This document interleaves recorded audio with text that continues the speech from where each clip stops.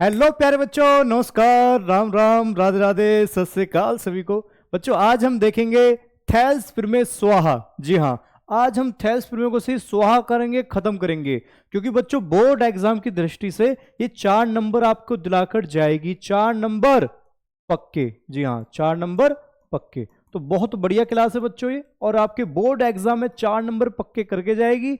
आज हमको इसको प्रूफ करेंगे, सिद्ध करेंगे बड़े आसान भाषा में। ठीक है, चलिए स्टार्ट किया जाए। देखो भैया, ये बच्चों हमारे त्रिभुज है कोई।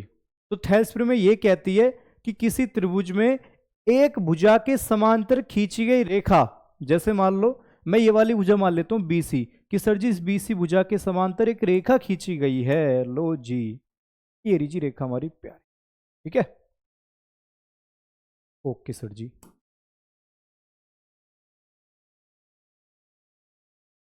ठीक, इसका नाम कुछ भी दे दो आप, नाम चलो हम दे देते हैं सर जी ABCDE है। ठीक है, तो ये जो DE रेखा खींची गई है, ये सर जी यहाँ प्रतिच्छेद कर रही है वाली भुजा AB को, यहाँ काट रही है, और सर जी बिंदु E पर काट रही है AC भुजा को। तो बच्चों एक भुजा के समांतर खींची गई रेखा अन्य दो भुजाओं को समद्विभाजित करती है, मतलब दो बराबर भागों में बांटती है। मतलब ये बट्टा ये बराबर ये बट्टा ये होगा सर जी ऐसे। ये आपको सिद्ध करना है। तो हम क्या करेंगे, सबसे पहले लिखेंगे बच्चों हल, उसके बाद सर जी दिया है ना, लिखेंगे भैया दिया है, सिद्ध करना है वगैरह वगैरह। तो देखो क्या दिया हुआ है सर जी, हमें त्रिभुज ABC में हमें सर जी इस भुजा के समांतर ये वाली भुजा दी गई है, यानी भैया BC भुजा के समांतर DE रेखा दी गई है। ये सर जी हमें दिया हुआ है। ठीक है, तथा तथा ये जो बिंदु D है, ये सर जी AB को प्रतिच्छेद करता है, मतलब AB भुजा पर है। तथा बिंदु D है ना, बिंदु D व E भुजाएं भुजा AB क्रम से कहां पर स्थित है सर जी, ये AB तथा AC पर स्थित है। AC पर स्थित है। लो जी ऐसे लिख देंगे, दिया है सर जी, ये हमको सर जी दिया हुआ है इसमें ऐसे, है ना। डी व ई भुजाएं क्रम से इस पर स्थित है। उसके बाद जो अगला पॉइंट आता है वो आता है सही सिद्ध करना है ना।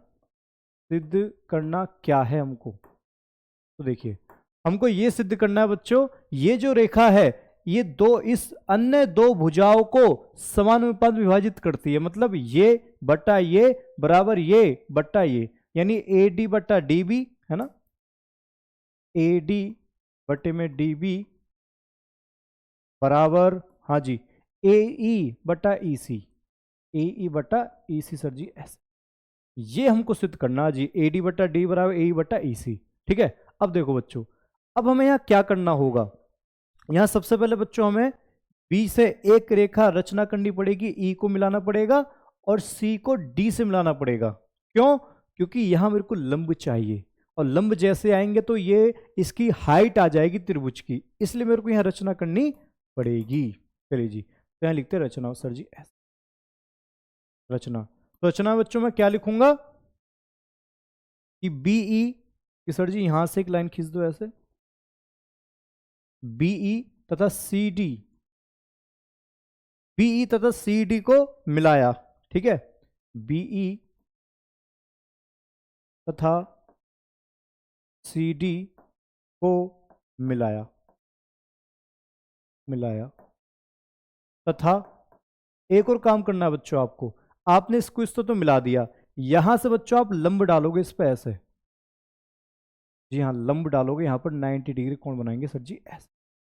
ठीक है, ऐसे बच्चों यहां से आप लंब डालोगे ऐसे, यहाँ भी सर जी 90 डिग्री का एंगल बना देंगे बच्चों ऐसे। ये होता है आपका रचना में। ठीक है, इसका हम नाम दे देते हैं इसका बच्चों, मान लो ये G है हमारा, ये G है और ये F है ऐसे, मैंने इसका नाम दे दिया।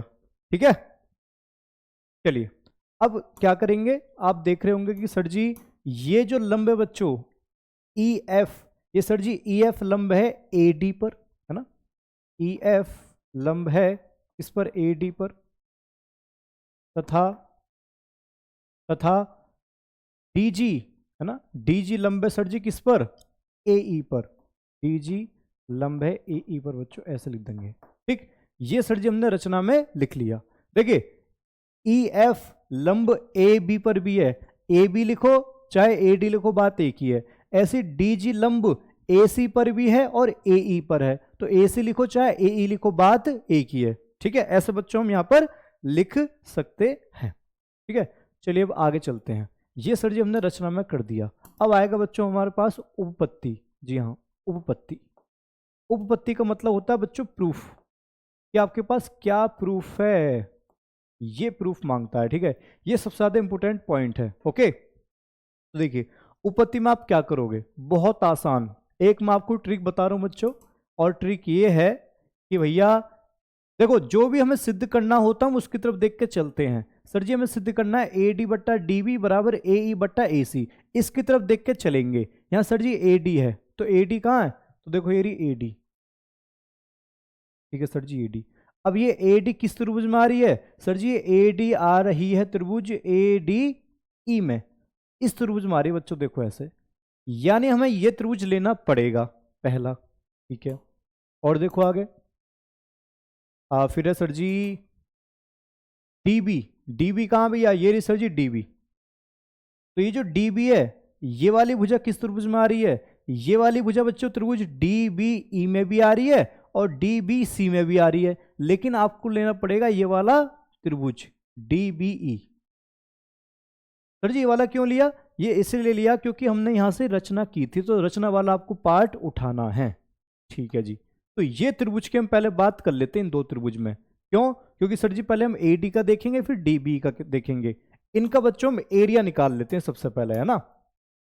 तो सर जी ए डी त्रिभुज ए डी ई का एरिया, क्षेत्रफल, तो बच्चों आप ऐसे लिख सकते हैं एरिया, ऐसे शॉर्टकट में। ठीक है, चाहे आप लिखो क्षेत्रफल, तो एरिया त्रिभुज ए डी ई। ठीक, ठीक है, फिर बटे में सर जी एरिया ऑफ किसका, त्रिभुज, देखो डीबी, डीबी सर जी एरी है ना, देखो डीबी है, डीबी डीबी एरी, ये डी बी भुजा। अब ये डीबीई लिखो इसे, चाहे लिखो बच्चों उसको बीडीई, बात एक ही है। ठीक है, तो मैं लिखता हूं डीबीई का क्षेत्रफल, क्योंकि सर जी यहाँ डीबी यह है, तो यहां लिखूंगा बच्चों में डीबीई का क्षेत्रफल ऐसे बराबर। अब सर जी यहां लगा देंगे क्षेत्रफल का सूत्र, क्या होता है भैया, क्षेत्रफल का सूत्र होता है बच्चों 1/2 गुणा आधार गुणा ऊंचाई, ये होता है। ठीक है सर जी, तो देखो यहां लिखूंगा मैं 1/2 गुणा। अब यहां देखो ए डी ई का क्षेत्रफल क्या आएगा, अब ध्यान से देखना बच्चों, यहां पर हम बात कर रहे हैं बच्चों ये वाले त्रिभुज ए डी ई का ऐसे। ठीक है, इस ए डी ई में बच्चों आपको आधार लेना है ए डी। जी हाँ, ये बच्चों आपको आधार लेना है ए डी। ठीक है, और हाइट कौन सी लेनी है, इस आधार पर सर जी ये लंब है, तो ये बच्चों इसकी हाइट हो जाएगी एच हो जाएगी वाली, यानी ई एफ। तो क्षेत्रफल क्या होता है सूत्र त्रिभुज का, त्रिभुज का क्षेत्रफल होता है सर जी 1/2 गुणा आधार गुणा ऊंचाई। तो आधार क्या ले रहे हैं हम, सर जी आधार ले रहे हैं हम ए डी, तो भैया यहाँ आधार आ जाएगा हमारा ए डी एस, है ना, आधार आ जाएगा सर जी हमारा ए डी एस, और गुणा ऊंचाई। अब सर जी इस ये अगर हम आधार ले रहे हैं इसको ए डी, या ए डी मान लो बच्चों हमारा आधार है ऐसे। ठीक है, इस आधार पर सर जी ये ऊंचाई है, यानी ये लंब है इस त्रिभुज ए डी ई का। तो इसको मत देखना अभी हम इसको देखेंगे ई एफ, तो यहाँ लिखेंगे सर जी ई एफ ऐसे। ठीक है जी, ई एफ। ठीक है, अब सर जी इस पर आ जाते हैं, त्रिभुज डीबीई का एरिया क्या आएगा, क्षेत्रफल वही 1/2 गुणा, देखो डीबीई कहाँ है, तो देखो ध्यान से सर जी डीबी एरिया, देखो डीबीई, इसका एरिया, इसका क्षेत्रफल सर जी क्या है, इसका क्षेत्रफल क्या आएगा। तो देखो बच्चों ध्यान से यहां पर हम क्या कर रहे हैं बच्चों, हमें चाहिए डीबी, तो मैं क्या करता हूं डीबी को बच्चों मान लेता हूं मैं इसको आधार, इसको मान लेता हूं मैं आधार।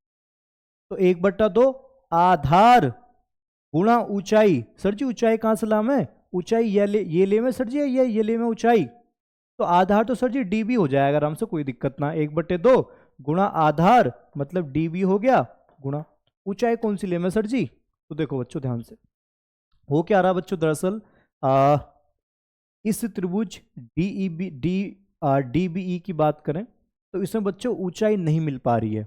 क्यों? क्योंकि इसमें लंब है ही नहीं कोई सा, ना तो ये लंब है ना ही बच्चों ये लंब है। तो आप ध्यान से देखोगे बच्चों यहां पर कि सर जी ये वाला जो कोण है बच्चों, ये वाला कोण, ये वाला एंगल 90 डिग्री से बड़ा है।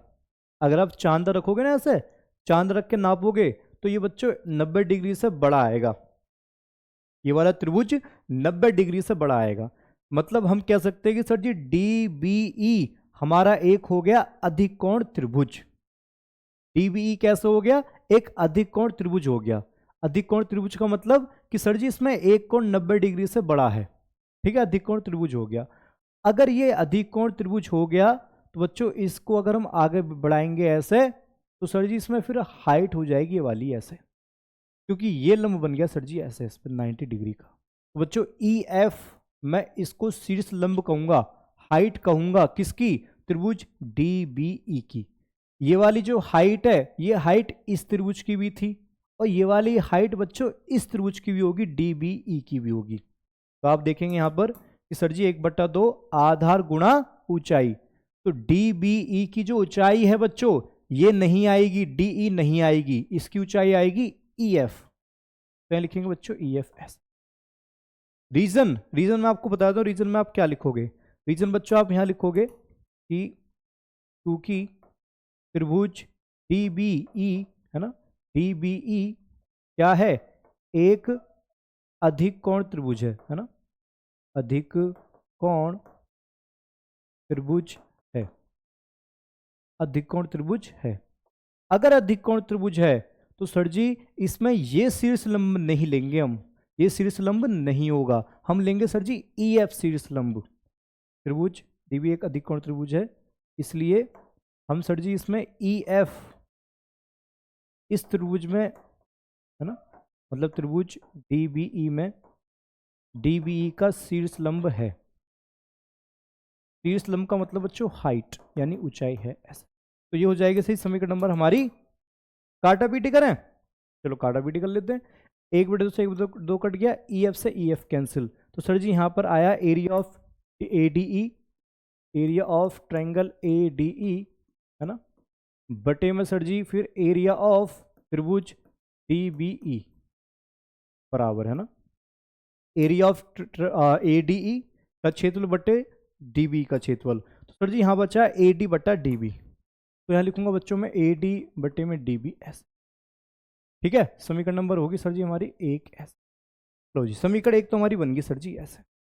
तो बात आप समझ गए ना, बस इसमें यही था बच्चों की ये जो EF है, ये EF त्रिभुज ADE का भी शीर्ष लंब है यानी हाइट है, और ये EF सर जी त्रिभुज DBE का भी लंब है, हाइट है। क्यों? क्योंकि ये अधिक कोण त्रिभुज है हमारा ये वाला, और इसका अधिक कोण त्रिभुज का मतलब 90 डिग्री से एक एंगल बड़ा हो उसे कहते हैं अधिक कोण त्रिभुज, इसलिए मैंने इसमें ये लिया है। ठीक है, ओके, ये हमने किया। आगे चलते हैं। तो बच्चों यहाँ बटे मैंने क्यों लिया दोनों त्रिभुज में? कि सर जी आपने बटे क्यों लिया, गुणा भी तो कर सकते थे। तो देखो यहाँ पर AD बट्टा DB है, इसलिए मेरे को AD बट्टा DB यानी एरिया ऑफ ट्रायंगल ADE बटे ट्रायंगल ऑफ DBE करना पड़ा। ऐसे ही आप यहाँ करना पड़ेगा। हमारा दिया हुआ सर जी यहाँ AE बटा AC, AE कहाँ है जी इसमें? तो देखो ध्यान से बच्चों कि सर जी AE तो सर जी ये रहा हमारे पास, और ये AE किस त्रिभुज में आ रहा है? सर जी ये AE त्रिभुज ये AE भुजा आ रही है त्रिभुज ADE में। देखो ADE त्रिभुज की ये वाली भुजा सर जी AES है। ये एक बार में समझ में नहीं आएगी प्रेमी बच्चों, जब तक आप उसमें प्रैक्टिस नहीं करोगे, बार बार जो मैं बता रहा हूँ उसको नहीं समझोगे तब तक समझ में नहीं आएगा। चलिए, तो सर जी ये जो AE हम इसको आधार मान लेते हैं। ठीक है, तो बच्चों त्रिभुज ADE में लेना पड़ेगा दोबारा हमको। ओके, तो देखो AE का मतलब त्रिभुज ADE, फिर सर जी AC कहाँ जी? तो AC हमारा सर जी AC ये रहा जी ऐसे, नहीं AC है क्या, और यहाँ EC आएगा, एक सेकंड मिस्टेक से होगी हल्की सी, यहाँ आएगा सर जी EC, AE बटा EC ऐसे, इसको ठीक कर लेना। ठीक है, AE बटा EC। चलिए, अब कुछ बच्चे कमेंट करेंगे इसमें। तो देखो EC सर जी ये रहा हमारा EC, अब ये जो बच्चों EC है, ये सर जी किस त्रिभुज में आ रही है भुजा? तो बच्चों EC भुजा त्रिभुज BEC में भी आ रही है, इस वाले में भी, और सर जी इस वाले में भी आ रही है। लेकिन बच्चों हमको ये त्रिभुज लेना ECD में, ये त्रिभुज लेना हमको, ये वाला, ठीक है जी, ECD में। तो त्रिभुज ECD का एरिया, आप इसको ECD कहो या फिर DEC कहो, CDE कुछ भी कहो, ठीक है। चलिए, तो दोबारा त्रिभुज ADE का एरिया यहाँ लिखेंगे इसी प्रकार, है ना, इसी प्रकार एरिया ऑफ ट्राइंगल ADE, है ना, ADE का क्षेत्रफल बटे में सर जी एरिया ऑफ ट्राइंगल कौन सा? सर जी ये वाला ECD कहो या DEC कहो, आप कहोगे बच्चों ECD इसलिए क्योंकि यहाँ EC है, ठीक है, तो मैं लिखूंगा ECD ऐसे, तो बराबर। अब लगाते सही क्षेत्रफल का सूत्र, तो भैया ADE का क्षेत्रफल सर जी 1/2 गुणा आधार गुणा ऊंचाई, तो देखोगे बच्चों आप कि सर जी यहाँ पर AE है, तो देखो AE बच्चों ये रहा हमारे पास, तो ये जो AE है अब की बार इसको मानना पड़ेगा हमें आधार, जी हाँ, AE को आधार मानना पड़ेगा। और सर जी AE आधार पर ये सर जी लंब डल गया, अब बच्चों ये वाली ऊंचाई लेनी पड़ेगी हमको DG, तो आधार सर जी ये वाला हो गया AE, ऊंचाई ये वाली होगी DG, तो 1/2 आधार मतलब हो गया सर जी हमारा AE, आधार हो गया AE गुणा ऊंचाई क्या होगी सर जी? ऊंचाई होगी DG, क्या लिखेंगे DG बच्चों ऐसे। यहाँ सूत्र आपको लिखने की जरूरत नहीं है कि त्रिभुज का क्षेत्रफल बराबर 1/2 गुणा आधार गुणा ऊंचाई, ऐसा कुछ लिखने की जरूरत नहीं है, ठीक है, 1/2। अब चलते सर जी इस वाले पे, तो देखो ECD का क्षेत्रफल, तो सर जी ECD कहाँ, देखो ये रहा ECD, इसका एरिया कैसे निकालेंगे सर जी? तो एक काम करते बच्चों, EC यहाँ पर है सर जी EC, तो EC बच्चों हमारा हो जाएगा आधार, ये प्यारा सा है ना, तो EC तो सर जी आधार हो गया, यानी 1/2 EC आधार हो गया सर जी ऐसे। लेकिन सर जी ऊंचाई कहाँ से लाऊं मैं, ये समझ में नहीं आ रहा। तो देखो बच्चों, अगर मैं बात करूं आपसे कि भैया ECD की सर जी हाइट कितनी होगी, ऊंचाई क्या होगी, तो देखो बच्चों ध्यान से, यहाँ पर यहाँ हो क्या रहा बच्चा है कि भाई ये DECD बच्चों, ये वाला एरिया यानी ये वाला त्रिभुज एक अधिक कोण त्रिभुज है बच्चों, कैसा है? अधिक कोण त्रिभुज। अधिक कोण त्रिभुज का मतलब जिसमें एक कोण 90 डिग्री से बड़ा हो, यस, एक कोण 90 डिग्री से बड़ा हो, यानी अगर आप ECD में देखोगे तो इसमें ये वाला जो कोण है, एक कोण इसमें से 90 डिग्री से बड़ा आएगा, जैसे इसमें आया था DBE में।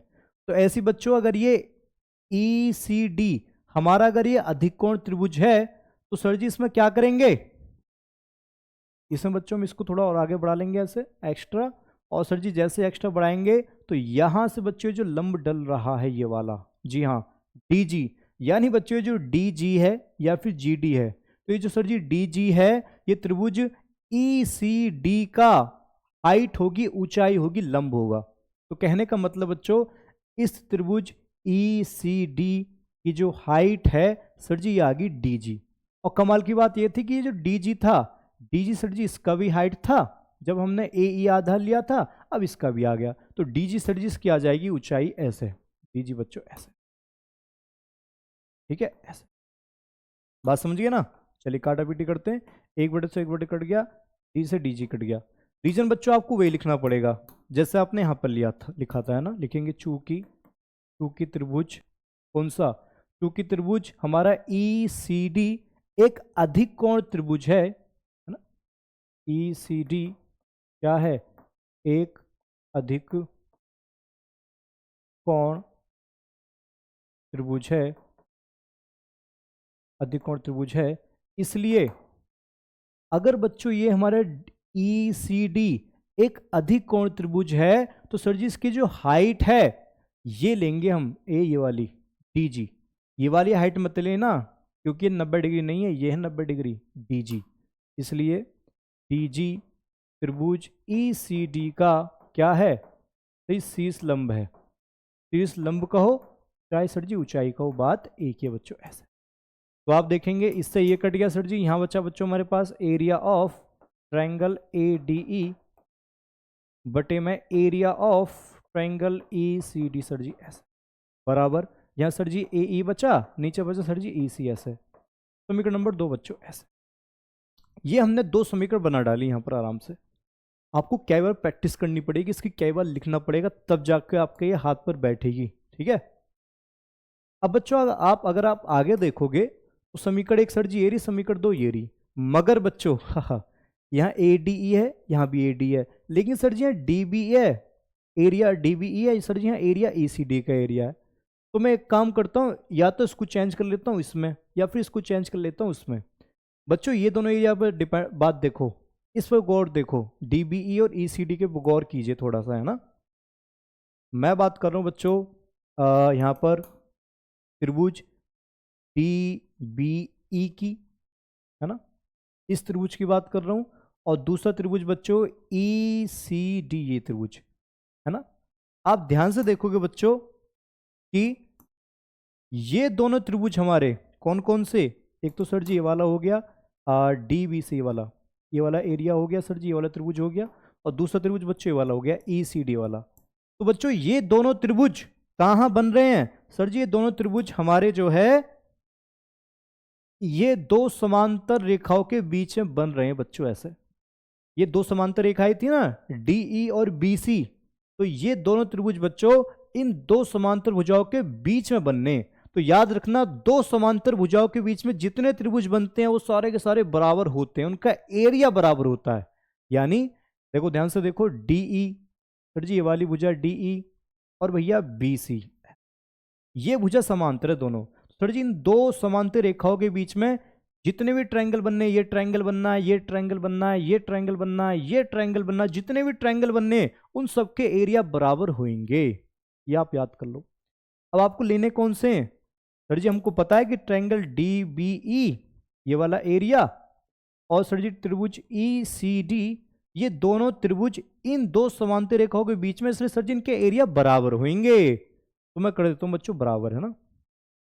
तो आगे लिखूंगा मैं यहां पर कि अब एरिया ऑफ, देखो पहले आप चाहे ये वाला त्रिभुज ले लो डी बी ई, चाहे पहले ये ले लो ई सी डी, बात एक ही है।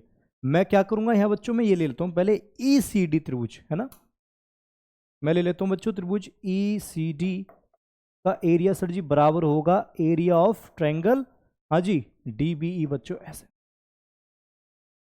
बात समझ गए ना कि दोनों त्रिभुज का एरिया बराबर क्यों होगा, क्योंकि सर जी दोनों जो त्रिभुज हैं ये 2 समांतर रेखाओं के बीच में बने हुए हैं, ठीक है। रखने पर तो ये समीकरण 2 में रख देते हैं सर जी, है ना। समीकरण 2 में रखने पर इसका बच्चों रीजन लिख देना, क्योंकि समांतर रेखाओं के बीच में, समांतर रेखाओं के बीच बने त्रिभुजों के क्षेत्र बराबर होते हैं, त्रिभुजों के क्षेत्रफल बराबर होते हैं।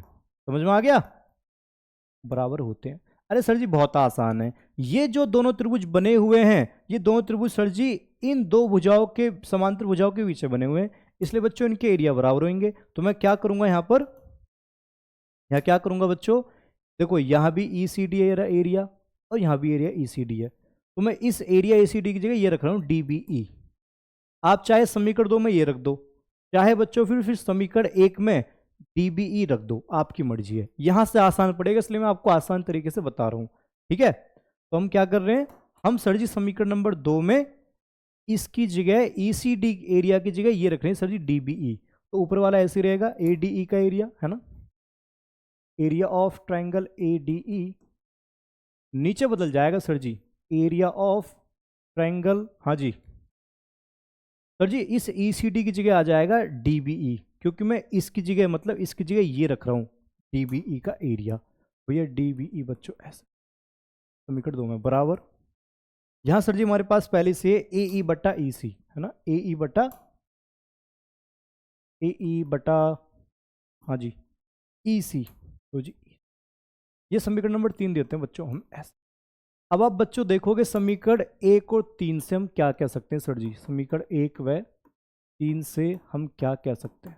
देखो समीकरण 1 कहाँ हमारी, जल्दी से देखो।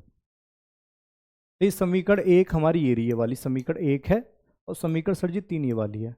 इन समीकरण 1 3 में देखोगे बच्चों, इसकी जो LHS है मतलब एरिया ऑफ ट्रायंगल ADE बटे एरिया ऑफ ट्रायंगल DBE, और यहां भी सही समीकरण 3 की LHS में यही है कि एरिया ऑफ ट्रायंगल ADE बटे एरिया ऑफ ट्रायंगल DBE। मतलब अगर समीकरण 1 और 3 की LHS बराबर है तो सर जी हम कह सकते हैं कि इसकी जो RHS है मतलब AD बटा DB बराबर सर जी इसकी RHS से A बटा AC बराबर होंगे दोनों, है ना। तो मैं यहां लिख देता हूं बच्चों, समीकरण 1 और 3 से क्या कह सकते हैं सर जी हम कि AD बटा DB ना, AD बटा DB बराबर होगा सर जी इसकी RHS यानी AE बटा AC। और अगर आप देखोगे यही सिद्ध करना था सर जी, AD बटा DB देखो ये रहा हमारे पास सिद्ध में, कहाँ गया, AD बटा DB बराबर AE बटा EC बराबर AE बटा EC। तो देखो AD बटा DB, AD बटा DB बराबर AE बटा EC, AE बटा EC। यही थेल्स प्रमेय कहती है कि अन्य दो भुजाओं को समान अनुपात में विभाजित कर देती है, मतलब दूसरी रेखा के दोनों टुकड़े बराबर तीसरी रेखा के दोनों टुकड़े, ठीक है। तो लिख देंगे सर जी लास्ट में इति सिद्धम, इति सिद्धम, इंग्लिश में बोले तो हैंस प्रूव्ड। दोनों लिखो चाहे इंग्लिश में एक लिखो, बात आपकी मर्जी की है। तो ये बच्चों हमारी थी थेल्स प्रमेय जो कि पेपर में आती है 4 नंबर में, और उसको जल्दी से मतलब अगर आप चाहते हैं कि ये प्रमेय आपके हाथ पर बैठ जाए तो आपको कई बार प्रैक्टिस करनी पड़ेगी, डायग्राम बनाना पड़ेगा कि भाई मैंने इस त्रिभुज में कैसे कैसे लिया है, हाइट कैसे ली है, ऊंचाई कैसे ली है। बस आपको 2 बातें याद रखनी है कि भाई एक बार ये त्रिभुज हमारा अधिकोण त्रिभुज था DBE, तब ये वाली हाइट बन गई थी शीर्ष लंब, और एक बार सर जी हमारा त्रिभुज ECD हमारा अधिकोण त्रिभुज था, तब सर जी ये वाली हाइट बन गई थी। तो जब ये आधार था तो ये वाली हाइट आ गई, ऐसा है, ठीक है। चलिए thank you very much, bye.